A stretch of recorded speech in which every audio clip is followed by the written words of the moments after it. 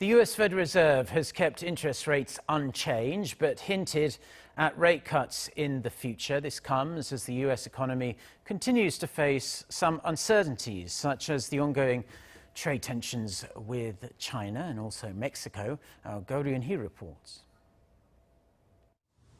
The Federal Reserve held its benchmark interest rate steady on Wednesday at a range of 2.25 to 2.5%. The key interest rate, which has remained unchanged since December last year, affects various consumer rates, such as those for credit cards and mortgages, and the interest paid to savers. The Fed said the U.S. labor market remains strong and economic activity is moderately increasing. However, the Fed pointed to uncertainties coming from slower global economic growth and trade conflicts, signaling possible cuts in the future. In light of increased uncertainties and muted inflation pressures, we now emphasize that the committee will closely monitor the implications of incoming information for the economic outlook and will act as appropriate to sustain the expansion with a strong labor market and inflation near its 2% objective.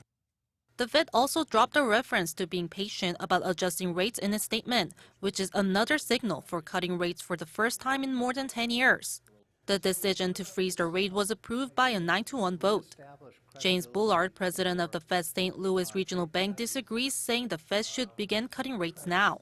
It marked the first disapproval since February last year.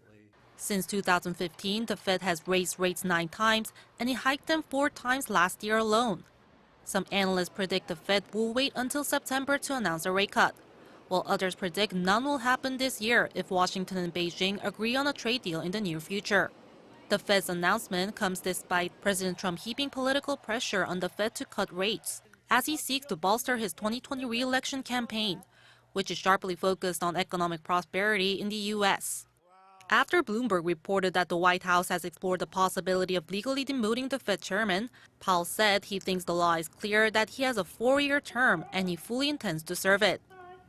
South Korea's central bank also kept its benchmark interest rate unchanged at 1.75% in May, leaving the difference between Seoul and Washington's rates at 0.5 to 0.75 percentage points.